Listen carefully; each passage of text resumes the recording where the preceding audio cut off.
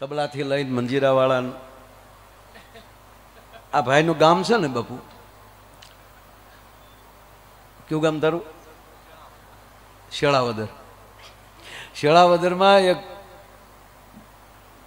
ભગત હતા અને અમારે આ પાદરી આતા બાબા એ બાપુ તેલ પીલાવીને હજી આવેલા, અને ત્યારે તો આપણે બણ્યું ને એવું નહોતું. એ હાંડો અને ગાગર તેલના ભરેલા જે મૂકેલા ને એમાં આ શેળાદરથી પાદરીથી ને શેળાદર જવાય. તડક્યો કે મારું કામ. એ તડક્યામાં નીકળ્યા અને ખાટલે બેઠા અને ન્યા જ ગાગર પડેલી તેલની, તાજા તેલની, તલના તેલની ગાગર. આ નરું સત્ય કહો બાપુ, પહેલી વાર કહું તમને. આને જોયો તો હૈયા છોડ્યું. એ બાપો પી ગયો આખી ગાગર. હો, આખી ગાગર પી ગયા. આ રેકોર્ડિંગ થાય નીવડાઈ. એના છોકરાના છોકરા જીવે છે. ઓલા આતા બાબા એટલે મૂળુ બાબાના બાપા. મૂળુ બાબા એટલે આ વખતે જે બેન જિલ્લા પંચાયત જીત્યા એ દીકરીના બાપાના બાપા મૂળુ બાબા, અને મૂળુ બાબાના બાપા આતા બાબા. એનું એક ગાગર તેલ પી ગયું, ગાગર ઘડો. અને આપણે મમદ બેગડાની વાતો કરી કે બે ઘડા પાણી પી જતો એટલે એનું નામ મમદ બેગડો. પણ આ તારો ડો તેલ પી જતો હતો. એના ઇતિહાસ જ ન લખ્યા તમે. ઓલા ભાભાજી આમ જઈને આવ્યા હતા, ગાગર ખાલી. એટલે કે આ ગાગર તક મારે મને તરે લાગે તો મારે પાણી ગયું પી ગયો. એ તો પાણીનું એને બાનું આપ્યું, બાકી તો ઘૂંટડો ભરે તો ખબર પડી જ જાય ને. પછી આતા બાબા હારે ગયા કે આતા વિહમી ન જાય. તો ત્યાં ગયા હતા. પછી કે તો હવે સાફી જગ્યો, સાફી જગ્યો ને ઘસઘસાટ હોઈ ગયા. આ તો બાબા વહી આવ્યો કે આદત કાંઈ નથી. પછી એને છોકરાવે કીધું ધ્યાન રાખવું પડે, હાંડો હાંડો તેલ પી જાય. આ કેવા કેવા માણસો હતા સાહેબ. સારો પ્રસંગ હોય તો સારું ખાનારા હતા. એક દીકરી પરણી હજી આવી, નવી નવી દીકરી, નવી નવી દીકરી પરણીને આવી એટલે દીકરીને એમ થયું કે આ 2-3 દી થઈ ગયા, મારે ધીરે ધીરે ઘરનું કામ કાંઈક લેવું જોવે. એટલે એમ થયું કે રોટલા કરું. રસોડામાં એની નણંદબા રોટલા કરતા થાય એટલે નાની નણંદબાને કીધું કે નણંદબા ઊભા થઈ જાઓ, ઊભા થઈ જાઓ નણંદબા, મને રોટલા કરવા ગયો. એટલે નણંદે ડાય એણે કીધું ભાભી હજી તમારા હાથની મહેંદી નથી હુકાણી, હજી હરો ફરો 1-2 ફિલ્મ જોઈ આવો મારા ભાઈ રે, આખા પરિવારને ઓળખો, પછી તમારે જ કામ કરવાનું છે ને. કાલે હું હારે વહી જાય પછી કામ તો તમારે જ કરવાનું. અરે કે નહીં નણંદબા ઊભા થઈ જાઓ, મને રોટલા ઘડવાનો ગયો તો તમારે ભાઈ ના હમ. નણંદે કે આવો મરો. અને હજી આપણા ગામડામાં બેઠા સુલા છે ને ત્યાં સુધી મહેમાનોને માન છે. હવે તો સુલાય ઊભા થઈ ગયા, ઊભા ઊભા જ રાંધવાનું. આપણે એમ થાય કે રાંધે છે કે રાહડા લે છે. બેઠા સુલા. અને રોટલો ને લાપસી બેનો બેઠા એટલે કહું કે એ કોઈ દી ચોપડીમાં જોઈએ ન શીખી શકો. ટીવીમાં રસોઈ શો જોઈને તમે રોટલા ને લાપસી 2 વસ્તુ તો શીખી જ ન શકો. એ બેને જ આવડે જેની માને આવડતું હોય એને. એ જ દીકરીને રોટલો ને લાપસી આવડે, બાકી લાપસી ન થાય બાપુ. આવડે તો થાય, ફૂંક મારું તો કણ કણ ઉડી જાય, નહીં ત્યારે આખું લાપસીનું કુટુંબ ભેગું રહે. મેં તમને પહેલાં કીધું અમારે બહાર જ જમવાનું. એક જગ્યાએ જમવા ગયા હતા તો આમ થાળીમાં લબ લબ પડ્યું બધું.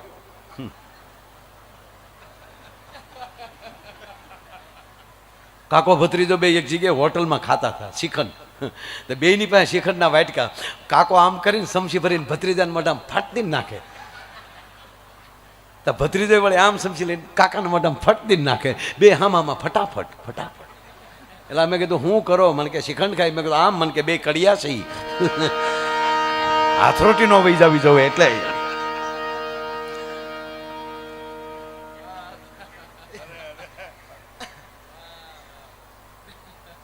શહેરની બાયું ગામડામાં રોટલા શીખવા આવી.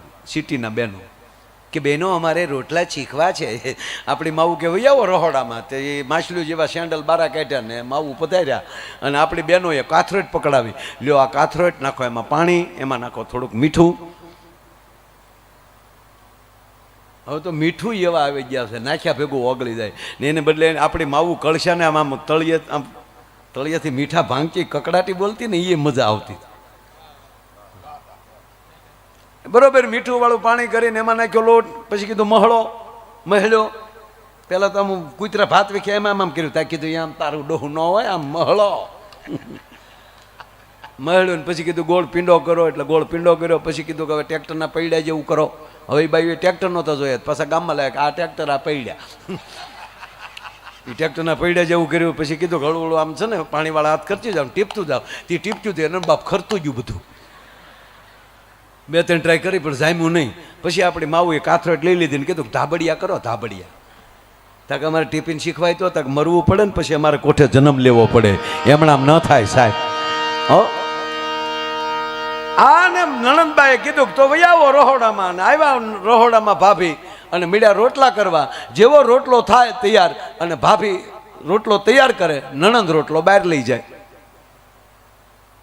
12 રોટલા નણંદ બારા લઈ ગયા. 13મા લોટનો પીંડો ભાભીના હાથમાં પરસ્યો વળી ગયો. કા ધંધો ન કર્યો તો સારું. 13મો રોટલો લેવા માટે નણંદબા આવ્યા ત્યારે ભાભીએ ધીમેક દિન પૂછ્યું કે નણંદબા મહેમાન કેટલું જમે? અરે કે ભાભી હરામ બરોબર આપણે ઘરે અત્યારે મહેમાન તો 2 દીથા વહી ગયા. તક તો કેમ આખું ઘર એ ક્યારે જમવા બેસી ગયું? કે ના આખું ઘર તો બાકી છે. આવું કેમ ભાભી પૂછો? તક તમે 12 રોટલા લઈ ગયા ને આ 13મા લોટનો પીંડો મારા હાથમાં, તો જમે કેટલા? તકે એકલો ખાય 12. તકે 18 તારો બાપ આડો પડે.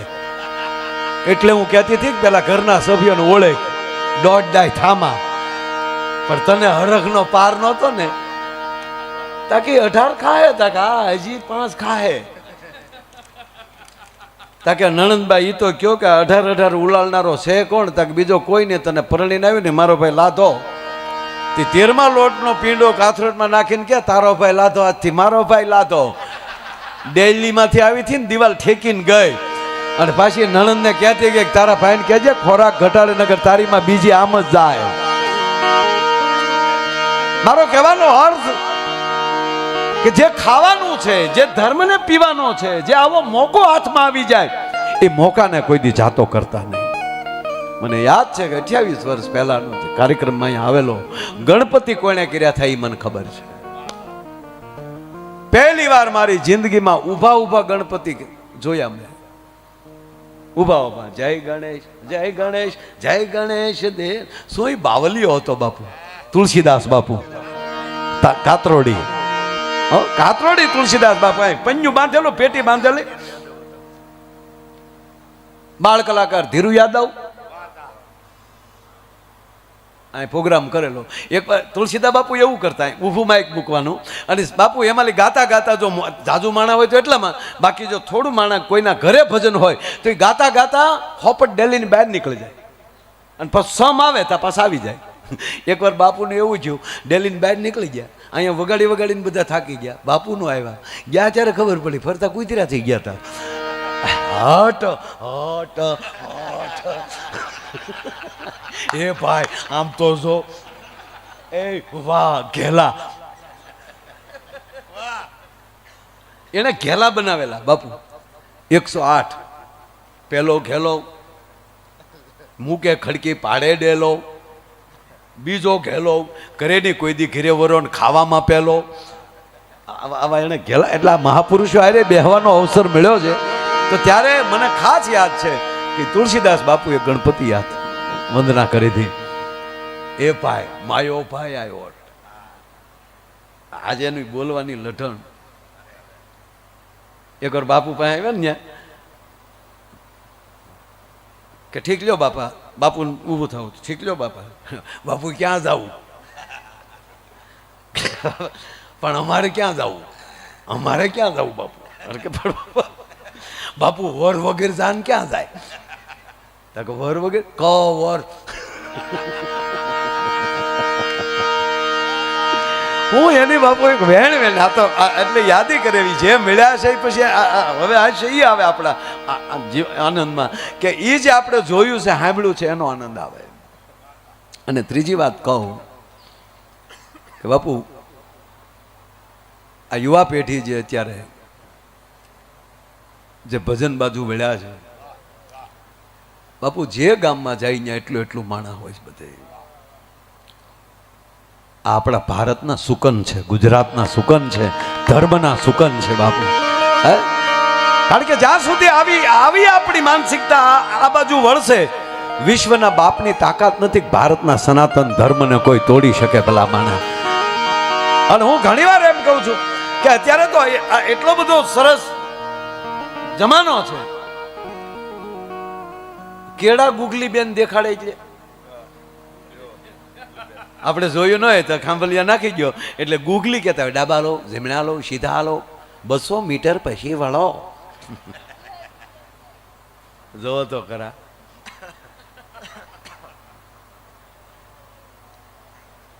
મારે એક વાત એ કરવી કે અત્યારે જ તમે ગૂગલને પૂછો કે અત્યારનું વર્તમાનનું એરલાઇનનું બુકિંગ કેટલું છે, તો વર્તમાનમાં આકાશમાં કેટલા ઉડતા હશે.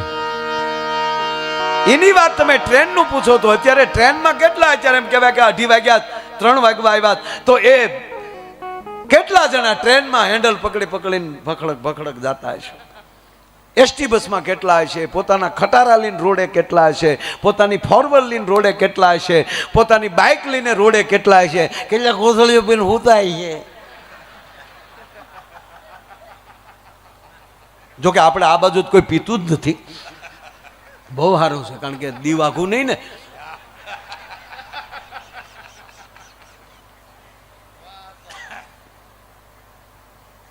અરે છોડો સાહેબ,